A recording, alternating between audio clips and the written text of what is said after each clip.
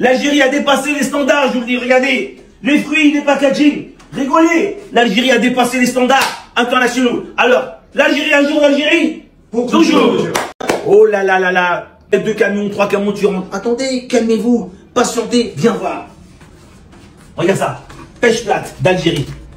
Nectarine d'Algérie. La figue, bazooka. Regarde ma main. D'Algérie. Cerise d'Algérie. Pêche plate d'Algérie. La prune d'Algérie. L'abricot d'Algérie. La pêche jaune d'Algérie. Regardez. L'aubergine d'Algérie. Tomate, tout ça. Je prends devant vous. Regardez la figue d'Algérie.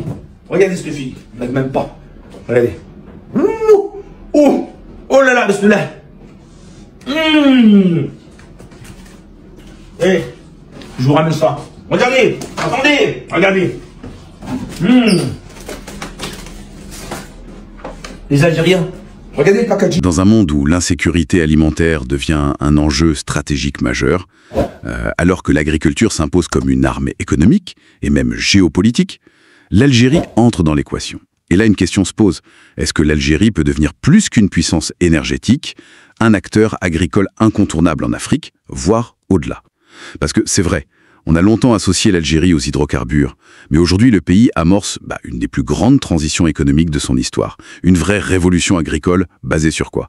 Sur la valorisation de millions d'hectares sahariens avec les technologies modernes et une volonté politique très forte.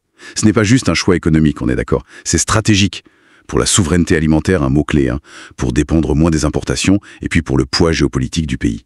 Alors, comment l'Algérie construit ça, concrètement? Quels sont les défis, les opportunités? C'est une ambition, oui, considérable. Et notre objectif aujourd'hui, c'est justement de décortiquer un peu tout ça, comprendre les ressorts de cette transformation, les stratégies mises en place, sans oublier bien sûr les obstacles. On va essayer d'y voir plus clair avec les infos qu'on a sur ce pari algérien. D'accord. Alors commençons par le potentiel, ce qu'il a l'air énorme. On parle de plus de 20 millions d'hectares, cultivables, potentiellement, et ces réserves d'eau souterraines immenses dans le sud, la fameuse nappe albienne par exemple. Oui, le potentiel est là, c'est indéniable. Les terres, l'eau dans certaines zones. Mais le vrai moteur, j'ai l'impression, c'est cette volonté politique, non? Très affichée. Le président Tebboune qui parle d'autosuffisance, d'exploiter chaque parcelle. L'agriculture, c'est la priorité numéro 1, on dirait? Absolument. Et ce n'est pas que des mots.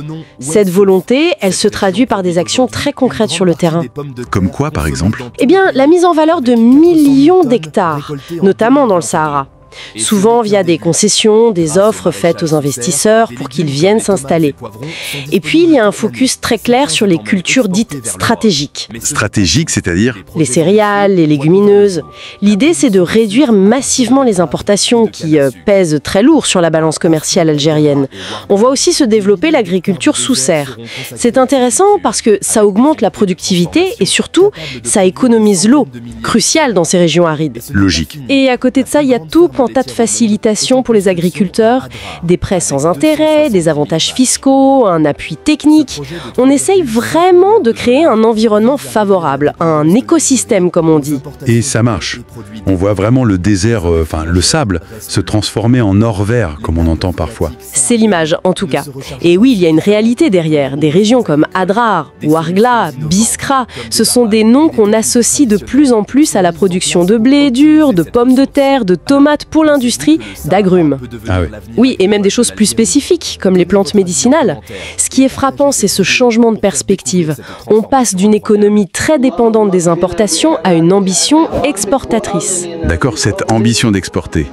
On pense tout de suite aux dattes, la Deglet Nour, c'est un peu l'emblème. Exactement. Les dates, c'est le fer de lance. L'objectif affiché, c'est d'atteindre 150 pays importateurs d'ici fin 2024. C'est énorme. Ambitieux, hein? Très. Mais ça ne s'arrête pas là. La diversification est en cours. On voit des produits frais du Sahara, les pastèques, les melons, les tomates, qui arrivent déjà sur les marchés européens, en France par exemple. Comment ils s'y prennent pour réussir ça? C'est pas simple d'exporter des produits frais. Non, c'est clair. La stratégie repose sur plusieurs piliers. D'abord, la qualité et la traçabilité. Il faut absolument répondre aux normes internationales, c'est non négociable, surtout pour l'Europe. Ensuite, il faut aller chercher les marchés, être présent dans les salons, négocier des accords. Et puis, le nerf de la guerre, la logistique. Ah, la logistique. Oui, le transport, le conditionnement, la chaîne du froid, surtout pour des produits périssables qui viennent parfois de régions très reculées du Sahara. C'est un défi majeur. Justement, parlons des défis, parce que cette transformation, aussi belle soit-elle sur le papier, elle doit rencontrer des obstacles.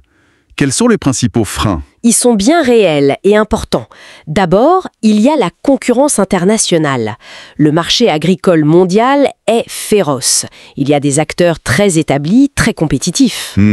Ensuite, les normes sanitaires, phytosanitaires, les pays importateurs, et l'Europe en tête, sont de plus en plus strictes. Ça demande des investissements constants, une rigueur de tous les instants. Et l'eau, même s'il y a des nappes, c'est durable tout ça. C'est la grande question pour le long terme. La gestion durable de l'eau, c'est crucial, surtout avec l'intensification prévue de l'agriculture saharienne. Et puis, je reviens à la logistique. C'est encore un goulot d'étranglement potentiel si on veut vraiment passer à l'échelle supérieure pour l'export. Donc, si je résume, une volonté politique très forte, des moyens mobilisés, des ressources naturelles importantes, des premiers résultats visibles. Mais face à ça, des défis costauds. La concurrence, les normes, la gestion de l'eau, la logistique. C'est un peu ça le tableau. C'est un bon résumé, oui. On voit une dynamique, c'est clair, portée par une vision stratégique, assurer la sécurité alimentaire et trouver un nouveau moteur de croissance économique. Les agriculteurs, les investisseurs, ils sont là, ils y croient. Maintenant, le succès sur la durée, ça dépendra vraiment de la capacité à lever ces obstacles. Compétitivité, qualité, durabilité, ce sont les maîtres mots. En somme, c'est une tentative audacieuse de redessiner l'économie algérienne. Passer du noir du pétrole au vert de l'agriculture. Cette ambition de devenir le panier de l'Afrique, c'est plus qu'un slogan. On sent que c'est une trajectoire complexe, pleine d'espoir, mais aussi d'incertitude. Exactement. Et ça nous amène peut-être à une dernière question pour ouvrir la réflexion. Si l'Algérie réussit ce pari, même en partie, qu'est-ce que ça changerait au-delà de ses frontières ? Comment cette montée en puissance agricole pourrait influencer les équilibres alimentaires, les dynamiques économiques dans la région, et notamment sur le continent africain, un continent où les besoins sont immenses, mais où les marchés sont souvent compliqués.